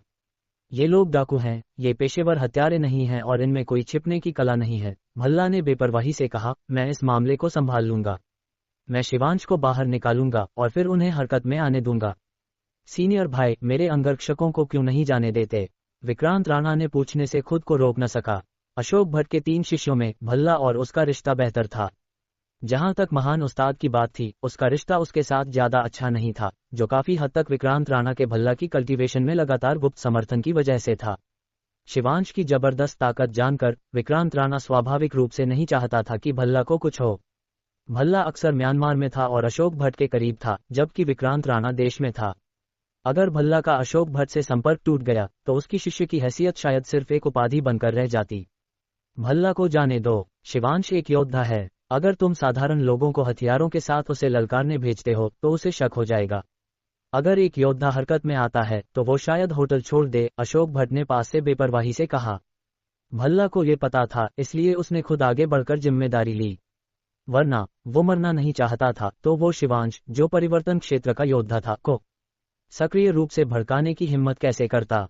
भल्ला, तुम मेरे साथ बरसों से हो और तुमने मेरी कल्टीवेशन तकनीक का ज्यादातर हिस्सा सीख लिया है। अब बस इसे जमाने की बात है। ये मौका तुम्हारे लिए एक इम्तिहान भी है। अगर तुम कामयाब हुए तो मैं तुम्हें संगठन में सिफारिश करूंगा। अशोक भट्ट की नजर भल्ला पर पड़ी। जी गुरु जी। भल्ला का चेहरा खुशी से चमक उठा। उसे संगठन की ताकत अच्छे से पता थी। एक बार संगठन में शामिल हो गया तो वो शायद कम समय में अपने गुरु के स्तर तक पहुंच सकता था। भल्ला के लिए, जो बचपन से मार्शल कला सीख रहा था, मार्शल कला धन से ज्यादा जरूरी थी। कमरे के अंदर कल्टीवेशन कर रहे शिवांश ने अचानक अपनी आंखें खोलीं। अजीब बात है, मुझे अचानक बेचैनी क्यों महसूस हो रही है? शिवांश ने हल्के से भौहें सिकुड़कर अपने आप से बड़बड़ाया। ये सोनपुर था, जहां आदित्य नायक और दूसरों के सशस्त्र बलों की रक्षा थी। सोनपुर के अंदर जब तक कोई सक्रिय रूप से दूसरों को नुकसान न पहुंचाए, ये बहुत सुरक्षित था। कम से कम शिवांश ने कभी नहीं सुना था कि कोई सोनपुर में घुसने की हिम्मत करता हो। नहीं उसने सुना था कि सोनपुर के सशस्त्र बलों ने पन्ना मेले में हिस्सा लेने आए व्यापारियों पर सक्रिय रूप से हमला किया हो। चाहे जो हो, सावधान रहना बेहतर है, शिवांश ने चुपके से सोचा। एक योद्धा की खतरे की आहट बहुत तेज होती थी। पिछली बार जब उसे हत्यारे के हमले का सामना करना पड़ा था, अगर वो काफी सावधान न होता तो शायद वो जिंदा न बचता। फुस्टिल्ड। तभी कमरे में एक तेज फुसफुसाहट की आवाज गूंजी। शिवांश का चेहरा बदल गया और वो एक तेंदुए की तरह उछला, आने वाले छिपे हथियार को चकमा दे दिया। योद्धा। शिवांश की नजर पास की दीवार पर पड़ी, जहां एक काला निंजा डार्ट धंसा हुआ था। उस पर कुछ गहरा हरा तरल दिख रहा था, साफ था कि उसमें जबरदस्त जहर था। फुस्टिल्ड। उसी वक्त और कई फुसफुसाहट की आवाजें आईं, जो सीधे खिड़की के पर्दों को भेदकर दीवार में धंस गईं। हालांकि इन छिपे हथियारों की ताकत ज्यादा नहीं थी और शिवांश ने आसानी से उन्हें चकमा दे दिया। उसी वक्त छिपे हथियारों की दिशा के आधार पर उसने तुरंत दुश्मन की स्थिति पकड़ ली। मेरे दरवाजे पर आने की हिम्मत, तुम तो मौत मांग रहे हो। शिवांश का चेहरा गहरा पड़ गया और उसने अपने पैरों से धक्का दिया, सीधे दूसरी मंजिल से कूदकर खिड़की के पास दूर पेड़ों की ओर दौड़ा। दुश्मन उस पेड़ में छिपा था, उसका इंतजार कर रहा था। भले ही किसी की ताकत सामने वाले से ज्यादा हो, घात लगाकर हमला अभी भी चोट पहुंचा सकता था, और वो भी जहर भरे छिपे हथियारों से। एक बार जहर लग गया तो बहुत मुश्किल हो जाती थी। फुस्टिल्ड। जिस पल शिवांश खिड़की से कूदा, एक छायादार आकृति पेड़ से निकली और तेजी से होटल के पास के जंगल की ओर भागी। भागने की कोशिश। शिवांश ने तंज कसा, अपने पैरों में जोर लगाया, अपनी चाल तकनीक को चरम तक ले गया। वो हवा के झोंके की तरह था, तेजी से जंगल में गायब हो गया। इतना तेज, भल्ला का चेहरा भी हल्का सा बदल गया जब उसे लगा कि शिवांश पीछे से उसका पीछा कर रहा है। भले ही उसे पता था कि शिवांश परिवर्तन क्षेत्र का योद्धा था और उसकी रफ्तार निश्चित रूप से धीमी नहीं होगी, लेकिन ऐसी रफ्तार फिर भी उसकी उम्मीद से कुछ ज्यादा थी। ये जानना चाहिए कि जब वो अपनी हल्की फुल्की कल्टीवेशन तकनीक का इस्तेमाल करता था, तो उसकी रफ्तार साधारण लोगों से कहीं ज्यादा थी। एक हत्यारे के तौर पर दो चीजें थी जिनमें महारत हासिल करनी थी, एक बार में मारना और भागने का तरीका। अगर एक बार में न मार सका तो तुरंत भागना, यही हत्यारे का सार था। हालांकि भल्ला अभी तक संगठन में आधिकारिक तौर पर शामिल नहीं हुआ था, कम से कम उसकी मार्शल कला अशोक भट्ट से सीखी थी। अशोक भट्ट ने शुरू में ही भल्ला को संगठन में शामिल करने की नीयत रखी थी, तो उसने स्वाभाविक रूप से उसे हत्यारे के तरीके सिखाए थे। और भागने के तरीके तो और भी अहम थे। अगर ऐसा ही चलता रहा तो मुझे डर है कि मैं तय जगह पहुंचने से पहले ही पकड़ा जाऊंगा। भल्ला का चेहरा कुछ बिगड़ा। उसने अपनी कलाई घुमाई और चार तेज फुसफुसाहट की आवाजें शिवांश की दिशा में गईं। Puff tilde. निंजा डार्ट्स पेड़ के तनों में धंस गए, थप थप की आवाजें करते हुए। कुछ निंजा डार्ट्स का शिवांश पर कोई असर नहीं हो सकता था। होटल के बाहर का छोटा जंगल सिर्फ 20 मीटर का था। कुछ सांसों में दोनों पहले ही छोटे जंगल को पार कर चुके थे। छायादार आकृति ने सड़क पार की, बिना रुके, और हैरानी की बात है कि सीधे सोनपुर से बाहर की ओर भागी। सोनपुर से भागने की कोशिश। शिवांश का चेहरा गहरा पड़ गया। अगले ही पल उसने अपनी कलाई घुमाई और एक चांदी की गोल गोली दिखी। ये एक स्टील की गोली थी जो उसने सोनपुर में आने के बाद खरीदी थी। शिवांश को गर्म हथियार पसंद नहीं थे, लेकिन उसके पास उपयुक्त हथियार नहीं थे, खासकर लंबी दूरी के हमलों के लिए, जो उसके लिए अभी मुश्किल थे, तो उसने सीधे छिपे हथियार चुने। अध्याय 113। शायद निंजा शूरिकेन के प्रति स्वाभाविक नापसंदगी की वजह से शिवांश ने स्टील की गोलियां चुनी। वास्तव में निंजा शूरिकेन ज्यादा ताकतवर और घातक थे। आखिरकार इन्हें अनगिनत सालों में तराशा गया था, न कि भारत मार्शल दुनिया के कुछ छिपे हथियारों की तरह, जो भले ही ताकतवर थे लेकिन ले जाना असुविधाजनक था। फुस्टिल्ड। शिवांश ने अपने शरीर के भीतर प्राण को प्रवाहित किया, अपनी कलाई में ताकत डाली। अगले ही पल एक तेज फुसफुसाहट की आवाज सीधे भल्ला की ओर गई। इस वक्त भल्ला पूरी ताकत से भाग रहा था। उसकी ताकत पहले से ही जबरदस्त थी और वो भागने की तकनीकों में माहिर था। पहले निंजा शूरिकेन की बाधा के साथ एक साधारण डार्क फोर्स पीक योद्धा भी शायद उसे न पकड़ पाता। High tilde. अचानक भल्ला को अपनी बाह में तेज दर्द महसूस हुआ, जैसे कुछ ने उसे भेद दिया हो। उसने दर्द से सिसकारी भरी। छिपा हथियार। भल्ला का चेहरा बदल गया। उसकी नज़र से उसे स्वाभाविक रूप से समझ आ गया कि उसे क्या मारा था। ये साफ तौर पर एक छिपा हथियार था। कमबख्त, ये लड़का भी छिपे हथियार इस्तेमाल करना जानता है। भल्ला का चेहरा बेहद गंभीर हो गया। उसका भागना सीधी रेखा में नहीं था। इस गर्म हथियारों के युग में सीधी रेखा में भागना तो जैसे मौत को बुलावा देना था। फिर भी इसके बावजूद शिवांश फिर भी उसे छिपे हथियार से मार सका, जिससे साफ था कि उसकी छिपे हथियारों की महारत उससे कम नहीं थी। शुक्र है इसमें जहर नहीं है। ये महसूस करके कि उसके शरीर की आंतरिक ताकत में कोई रुकावट नहीं थी, भल्ला ने राहत की सांस ली। अगर छिपे हथियार में भी जहर होता तो मुश्किल हो जाती। उसकी ताकत के साथ एक बार जहर लग गया तो भागना बहुत मुश्किल हो जाता। शुक्र है इस बार सिर्फ उसकी बांह घायल हुई थी, पैर नहीं, तो इसने भल्ला की रफ्तार पर असर नहीं डाला। हालांकि भल्ला अब लापरवाही करने की हिम्मत नहीं कर सका। सामने वाले की छिपे हथियारों की कला उससे कम नहीं थी, लेकिन उसकी ताकत ज्यादा थी, तो उसके छोड़े गए छिपे हथियार स्वाभाविक रूप से ज्यादा ताकतवर थे। लगता है वो गंभीर रूप से घायल नहीं हुआ। शिवांश ने छायादार आकृति को भागते हुए देखा Presented और by भौहें सिकोड़ी। CM Novel. ये उसका पहला मौका था जब उसने दुश्मन के खिलाफ छिपे हथियारों का इस्तेमाल किया था। भले ही उसने पहले स्टील गोलियों की ताकत का परीक्षण किया था, लेकिन असली लड़ाई में सामने वाला खड़ा रहकर उसे मारने नहीं देता था। ये सोचकर शिवांश ने अपनी कलाई घुमाई और अगले ही पल 3 स्टील गोलियां छायादार आकृति की ओर गईं। पहले से घायल भल्ला अब बेहद सावधान था, पीछे से शिवांश के पीछा करने को ध्यान से महसूस कर रहा था। अचानक 3 फुसफुसाहट की आवाजें हवा में आईं। भल्ला का चेहरा बदल गया और वो चमका सीधे पास के पेड़ के पीछे चकमा दे गया। पफ टिल्ड, स्टील गोलियां गोली की तरह पेड़ के तने में धंस गईं।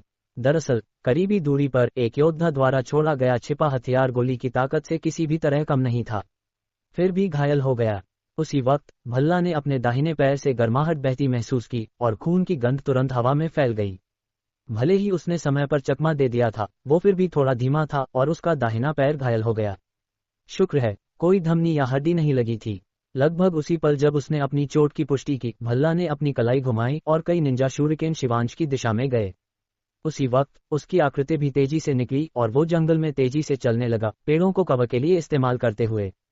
वो जैसे पेड़ों की चोटी पर झूलता हुआ बंदर था, लेकिन भल्ला जमीन पर पेड़ों के तनों के बीच चल रहा था। तुम घायल हो, अब देखता हूं तुम कैसे भागते हो। हवा में खून की गंध सूंघकर शिवांश ने तंज कसा, जमीन से धक्का दिया और हवा की तरह तेजी से पीछा करने लगा। भाई, क्या वो शख्स भरोसेमंद है?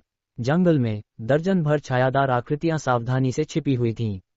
अंधेरे में एक पतला सांवला आदमी भौहें सिकोड़कर बोला, चिंता मत करो, भले ही वो लोग हम पर हमला करना चाहें, उन्हें तब तक इंतजार करना होगा जब तक हम निशाने को मार न दें।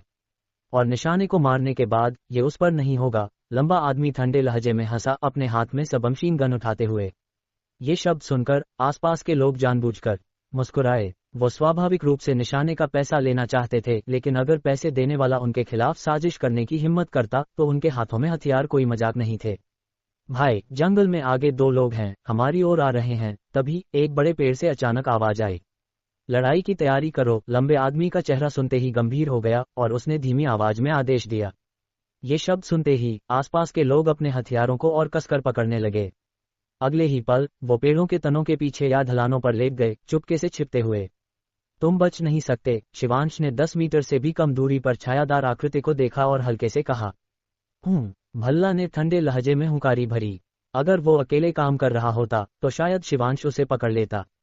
आमने सामने की लड़ाई में उसे तो छोड़ ही दे, शायद अशोक भट्ट भी उसका मुकाबला न कर पाता। आखिरकार शिवांश परिवर्तन क्षेत्र का योद्धा था।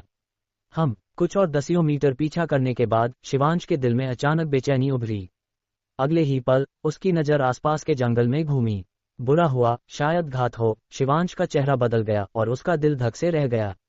जिस पल से इस छायादार आकृति ने उस पर घात लगाई थी, उस पल तक जब वो भागा, शिवांश पहले ही देख चुका था कि उस शख्स की ताकत ज्यादा से ज्यादा डार्क फोर्स स्तर की थी और वो करण ओबरॉय की ताकत से बिल्कुल नहीं बढ़ सकती थी। इस शख्स के पास करण ओबरॉय की तरह की अजीब निंजा तकनीकें भी नहीं थीं। ये जानना चाहिए कि उस समय उसे मारने वाले 3 लोग थे, एक जो दूर से हमला करता था, एक जो छायाओं से हमला करता था और एक गोरा जो पिस्तौल जैसे छोटी दूरी के गर्म हथियारों में माहिर था। फिर भी वो उसे रोक नहीं पाए थे। इस बार भला सिर्फ ऐसा शख्स उसे घात लगाने के लिए क्यों भेजा गया?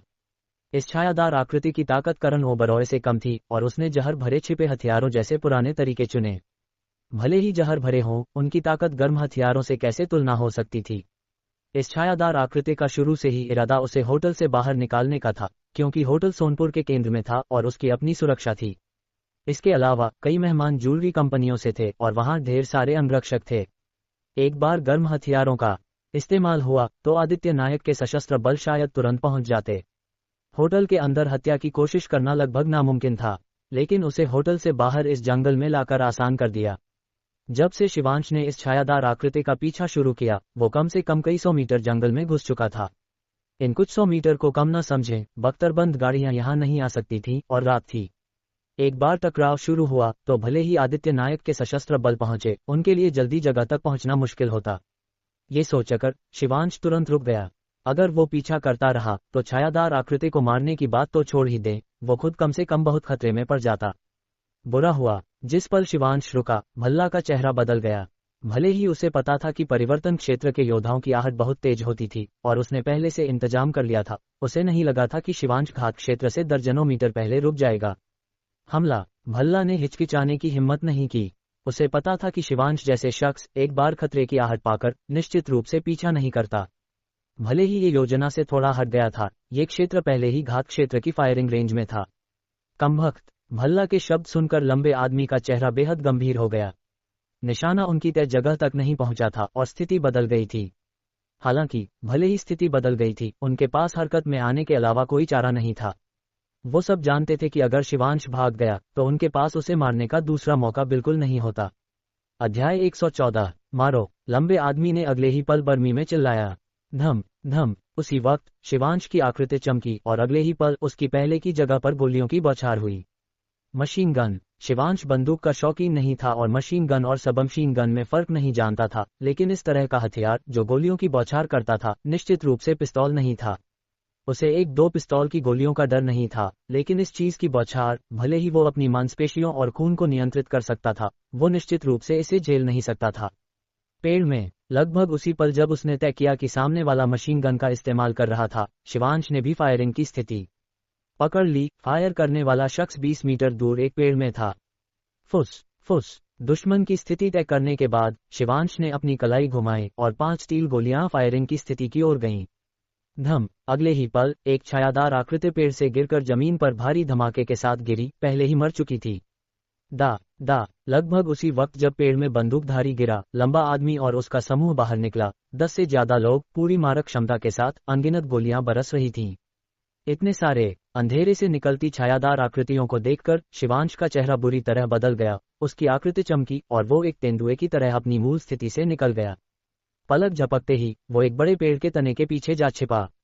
अंधेरे में गोलियों की आवाज तुरंत पूरे सोनपुर में गूंजी, कई ज्वेलर्स और अंगरक्षकों को जगा दिया जो आराम कर रहे थे। पलक झपकते ही अनगिनत अंगरक्षक बंदूक लिए अपने नियोक्ताओं के पास पहुंच गए। अचानक तेज गोलियों की आवाज ने सोनपुर के सशस्त्र बलों को भी सतर्क कर दिया। लगभग उसी वक्त आदित्य नायक ने आदेश दिया और 70-80 लोगों की सशस्त्र टुकड़ी गोलियों की दिशा में दौड़ी। क्या हो रहा है? अचानक इतनी गोलियां क्यों चल रही हैं? शालिनी कपूर काली नाइटगाउन पहने पास में खड़े सिद्धार्थ मल्होत्रा और दूसरों से पूछी। पता नहीं, गोलियां सोनपुर के किनारे से आ रही हैं। सिद्धार्थ मल्होत्रा ने हल्के से सिर हिलाया, उसका चेहरा बेहद गंभीर था। चाहे जो हो, एक बार गोलियां चली, खासकर इतनी सघन गोलियां, ये निश्चित रूप से अच्छी बात नहीं थी। शालिनी कपूर ने बेबसी से सिर हिलाया, फिर बोली, जाओ मीरा और शिवांश को ढूंढो। जैसे ही गोलियां चली, सिद्धार्थ मल्होत्रा और दूसरों की पहली प्राथमिकता स्वाभाविक रूप से शालिनी कपूर की रक्षा करना थी, जो सामान्य था। हालांकि चून की गोलियां अभी भी दूर थीं, शालिनी कपूर स्वाभाविक रूप से मीरा देसाई और दूसरों को इकट्ठा करना चाहती थी ताकि अगर कुछ हुआ तो वो एक दूसरे का ख्याल रख सकें। जल्दी ही मीरा देसाई और गुरु देवानंद जोशी शालिनी कपूर के कमरे में पहुंचे। इस दौरान शालिनी कपूर ने भी अपने कपड़े बदल लिए। पहले क्योंकि गोलियां अचानक चली थीं, उन्होंने ज्यादा ध्यान नहीं दिया था, लेकिन ये जानकर कि गोलियां अभी भी दूर थीं, शालिनी कपूर स्वाभाविक रूप से ज्यादा चिंतित नहीं थीं। म्यांमार पन्ना मेला पन्ना की दुनिया का एक बड़ा आयोजन था और सोनपुर में कोई ताकत मेले के लिए मुसीबत खड़ी करने की हिम्मत नहीं करती थी। एक बार मेला बिगड़ गया तो म्यांमार पन्ना मेले की पूरी साख बर्बाद हो जाती। जब तक गोलियां सोनपुर के अंदर नहीं चल रही थीं, ज्यादा खतरा नहीं होता था।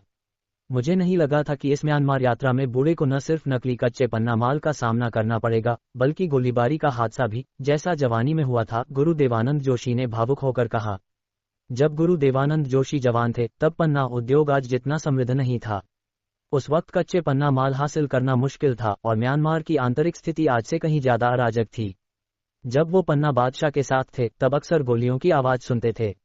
हालांकि समय के विकास के साथ म्यांमार भी ज्यादा ज्वेलर्स को आकर्षित करना चाहता था और म्यांमार पन्ना मेले में बरसों से कोई गोलियां नहीं चली थीं। लेकिन फिर भी यहां आने वाले अंगरक्षक बंदूकें ले जाते थे। ये बरसों से बनी नियम थी, बस हर हाल में। क्या ये गुरु देवानंद की इच्छा के साथ बेहतर नहीं बैठता? शालिनी कपूर ने मुस्कुराते हुए कहा। गुरु देवानंद ये सुनकर हक्के बक्के रह गए, फिर सिर हिलाया।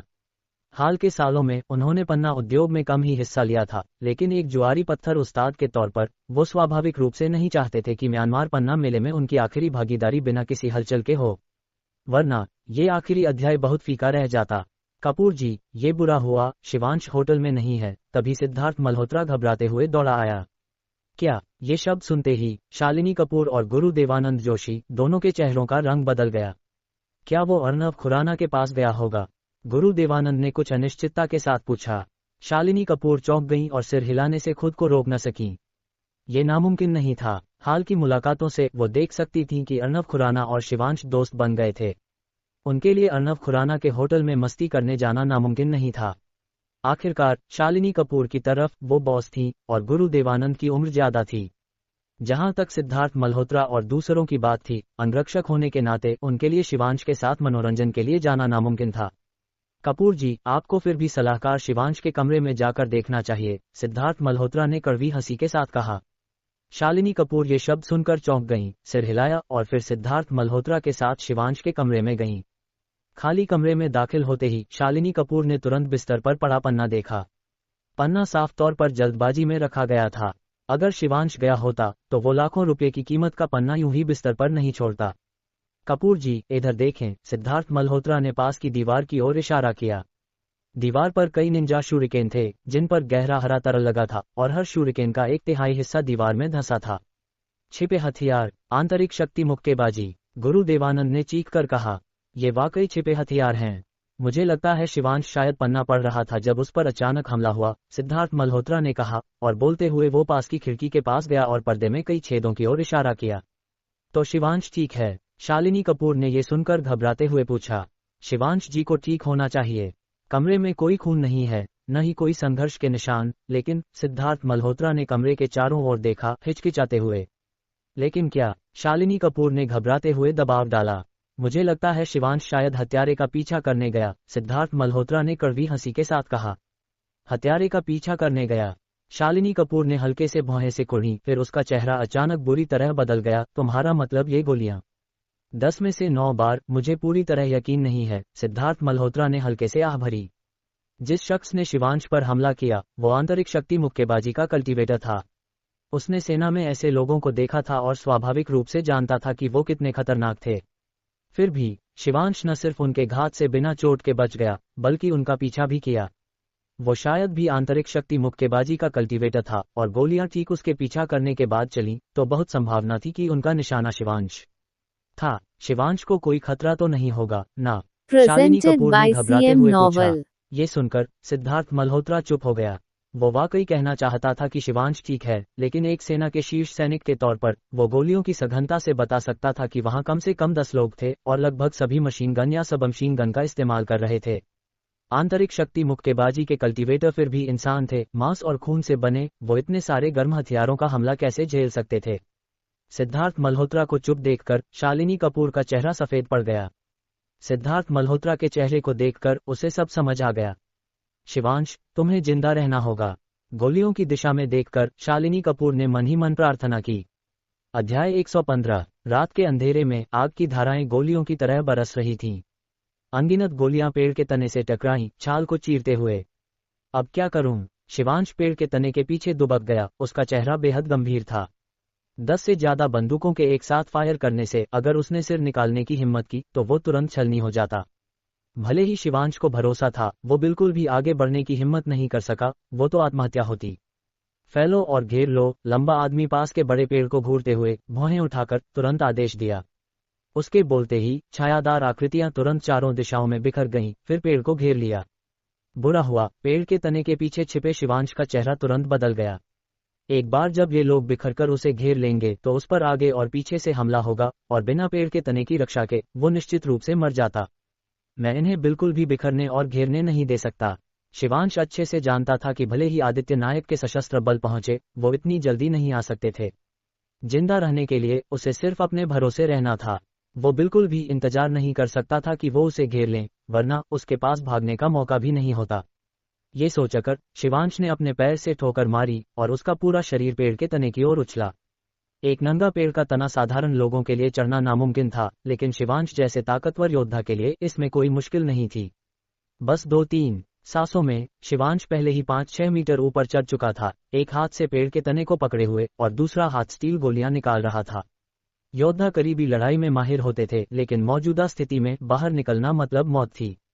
एकमात्र रास्ता स्टील गोलियों की ताकत से दुश्मन को मारना था। वहां है। शिवांश की नजर घूमी और उसने तुरंत 10 मीटर दूर एक छायादार आकृति को देखा, जो चुपके से पेड़ के तने की आड़ में अंधेरे कोने में घूम रही थी। फुस टिल्ड, उसने अपनी कलाई घुमाई और एक स्टील गोली तुरंत निकल गई। पफ टिल्ड, अगले ही पल एक छायादार आकृति सीधे जमीन पर गिरी, बिना जान के। कमबख्त, ये दृश्य देखकर लंबे आदमी का चेहरा तुरंत बदल गया। इतने सारे हथियारों के दबाव में शिवांश फिर भी उसके आदमी को मार सका। क्या ये योद्धा है? बात करें तो लंबे आदमी ने कुछ मार्शल कला करने वालों को देखा था, लेकिन शिवांश जैसे ताकतवर योद्धा, जिसके इतने अजीब तरीके थे, वो पहली बार सुन रहा था। इतने सारे गर्म हथियारों का सामना करके वो फिर भी उनके आदमियों को मार सकता था। मारक क्षमता का दबाव, इन्हें कवर करो, लंबे आदमी ने तुरंत आदेश दिया। उसके शब्द खत्म होने से पहले जंगल में गोलियां और सघन हो गईं। हालांकि बस एक पल बाद एक और छायादार आकृति, जो अभी ज्यादा दूर नहीं गई थी, चुपके से फिर जमीन पर गिरी। सावधान, वो पेड़ में है। उसी वक्त भल्ला, जो बड़े पेड़ की दिशा देख रहा था, अचानक बोला। ये सुनकर पेड़ के तने पर खड़ा शिवांश उछला और 2-3 मीटर और ऊपर चढ़ गया। फिर भी पकड़ा गया। शिवांश को थोड़ी बेबसी महसूस हुई। अगर वो सिर्फ साधारण लोग होते तो अंधेरे माहौल में वो पेड़ से भागने का जोखिम भी ले सकता था, लेकिन पास में एक काफी ताकतवर योद्धा नजर रख रहा था। वो बिल्कुल ऐसा करने की हिम्मत नहीं कर सका। वो निश्चित रूप से आत्मघाती कदम होता। The tilde. जैसे ही भल्ला ने बोलना खत्म किया, तेज गोलियों की बौछार तुरंत शुरू हुई। नीचे से आग की लकीरें ऊपर की ओर झाड़ू की तरह चलीं। शुक्र है, शिवांश हमेशा बहुत सावधान रहा था, सावधानी से पेड़ के तने के पीछे छिपा हुआ था। भले ही गोलियां तूफान की तरह बरस रही थीं, वो उसे तने के पीछे नुकसान नहीं पहुंचा सकती थीं। तुम उसे देख सकते हो? लंबा आदमी भल्ला को देखकर गंभीर चेहरा बनाकर बोला। नहीं, उसने शायद अपनी जगह बदल ली है। भल्ला ने हल्के से सिर हिलाया। ये डाकू आखिरकार संगठन का हिस्सा नहीं थे। अगर होते तो वो लंबे आदमी को किसी और तरीके से बता सकता था, बिना बोलने की जरूरत के। इस वक्त बोलने से शिवांश ने स्वाभाविक रूप से उसे सुन लिया। अगर भल्ला के शब्द सुनने के बाद शिवांश को अपनी जगह बदलना नहीं आता तो वो बहुत बेवकूफ होता। लंबे आदमी का चेहरा राख की तरह सफेद हो गया। वो भी बेवकूफ नहीं था। जैसे ही भल्ला बोला, उसे तुरंत भल्ला का मतलब समझ आ गया और उसने तुरंत अपने पास की छायादार आकृति को इशारा किया। अगले ही पल 2 और लोग अंधेरे कोने की ओर बढ़े। फिर आ गए। शिवांश ने दूर से दिख रही छायादार आकृति को देखा, भौहें उठाईं। अगले ही पल उसने अपनी कलाई घुमाई और एक छायादार आकृति सीधे जमीन पर गिरी। लगभग उसी वक्त जब शिवांश ने मारने के लिए हरकत की, अनगिनत गोलियां शिवांश की स्थिति की ओर बरसीं। हाई टिल्ड, शिवांश को अपनी बाह में तेज दर्द महसूस हुआ और एक खून भरा घाव दिखा। फिर भी घायल हो गया। उसने जल्दी से खून को नियंत्रित किया, अपनी ताकत पर असर नहीं पड़ने दिया। इस वक्त अगर उसकी ताकत पर असर पड़ा तो ये उसके लिए अच्छी खबर नहीं होती। शिवांश ने जल्दी से अपनी जगह बदली। तभी उसकी नजर की कोने से अचानक एक छायादार आकृति तेजी से बाहर दौड़ती दिखी, जो सघन मारक क्षमता का फायदा उठाकर उसकी नजर की रेखा में घुस रही थी। अरे नहीं! शिवांश का चेहरा बुरी तरह बदल गया। बाकी सब छोड़कर उसने अपनी कलाई घुमाई और 3 स्टील गोलियां निकलीं। वो छायादार आकृति सीधे एक बड़े पेड़ के पास गिरी। मरी हुई छायादार आकृति को देखकर शिवांश ने राहत की सांस ली। कमबख्त, ये भी नाकाम रहा। ये दृश्य देखकर भल्ला और लंबे आदमी दोनों के चेहरों का रंग गंभीर हो गया। ये जानना चाहिए कि इस बार भल्ला ने कुछ नहीं कहा था, बल्कि सीधे अपने हाथ से शिवांश की अनुमानित जगह की ओर इशारा किया था। जब वो सघन आग दे रहे थे, चाहे शिवांश चकमा देता या जगह बदलता, उस पल का फायदा उठाकर बड़े पेड़ के पीछे पहुंचने की कामयाबी की संभावना ज्यादा थी। अगर एक शख्स कामयाब हो जाता तो भले ही वो सिर्फ कवरिंग फायर दे सकता, वो पूरी तरह मौका लेकर और लोगों को भेज सकते थे और सीधे उसे घेरकर मार सकते थे। हालांकि न तो भल्ला और न ही लंबे आदमी ने उम्मीद की थी कि ऐसी परिस्थितियों में शिवांश फिर भी बाहर दौड़े हुए बंदूकधारी को मार सकता था। वक्त खत्म हो रहा है। मुझे डर है कि आदित्य नायक के लोग जल्दी पहुंच जाएंगे, लंबे आदमी ने गहरी आवाज में कहा। ये सुनकर भल्ला का चेहरा गहरा पड़ गया और उसने ठंडे लहजे में कहा, तुम मिशन छोड़ना चाहते हो? बिल्कुल नहीं, लंबे आदमी ने सिर हिलाया। इस मिशन के लिए उसने सिर्फ 60% अग्रिम भुगतान लिया था, जो सिर्फ 3 करोड़ था। लेकिन अब तक उसने पहले ही अपने 3-4 साथियों को खो दिया था। ये कोई छोटा नुकसान नहीं था। स्वाभाविक रूप से वो आसानी से हार नहीं मान सकता था। उसके छिपे हथियारों की मारक रेंज 40 मीटर से ज्यादा नहीं होगी, भल्ला ने गहरी आवाज में कहा। ये सुनकर लंबा आदमी ने हल्के से सिर हिलाया। ये जानकारी उसके लिए बहुत जरूरी थी। भले ही उनकी बंदूकों की सटीकता दर्जनों मीटर के बाद बहुत कम हो जाती थी, लेकिन ये पिस्तौल या स्नाइपर राइफल नहीं थी, यहाँ सटीकता गौण थी। तुरंत बाद लंबे आदमी ने अपने पास के सांवले और पतले आदमी को इशारा किया और सांवला आदमी तुरंत कई लोगों को लेकर कई दसियों मीटर पीछे हट गया और फिर बड़े पेड़ को घेरने के लिए घूमना शुरू कर दिया। सबसे बुरा हाल फिर भी आ गया। दूर में हिलती छायादार आकृतियों को देखकर शिवांश का दिल भी तलहटी में डूब गया। शिवांश ने एक बार स्टील गोलियों की ताकत का परीक्षण किया था। सबसे दूर की रेंज करीब 50 मीटर थी और उस दूरी पर मारक क्षमता पहले ही कम थी और सटीकता बहुत कम हो गई थी। ज्यादा से ज्यादा ये लोगों को घायल कर सकती थी और जब तक कोई महत्वपूर्ण अंग न लगे ये किसी को मार नहीं सकती थी। मुझे जोखिम लेना होगा, शिवांश ने दांत पीसकर चेहरे पर बेबसी के साथ कहा। वार्निंग डिस्क्लेमर, यहाँ प्रस्तुत सभी कहानियाँ पूर्णतः लेखक की कल्पना पर आधारित हैं। यदि किसी नाम, स्थान, व्यक्ति, जाति, धर्म, समुदाय या घटना से किसी प्रकार की समानता पाई जाती है, तो वह मात्र एक संयोग है। इन कहानियों का उद्देश्य केवल मनोरंजन है। कृपया इन्हें वास्तविक जीवन से जोड़कर न देखें और न ही इन्हें दिल पर लें।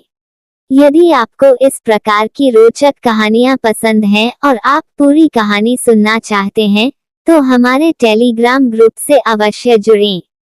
टेलीग्राम ग्रुप का लिंक डिस्क्रिप्शन और कमेंट में पिन किया गया है। एक्स्ट्रा एपिसोड और अपडेट सबसे पहले पाने के लिए अभी टेलीग्राम ग्रुप ज्वाइन करें। धन्यवाद। Presented by CM novel. अब शुरू करते हैं आज की कहानी।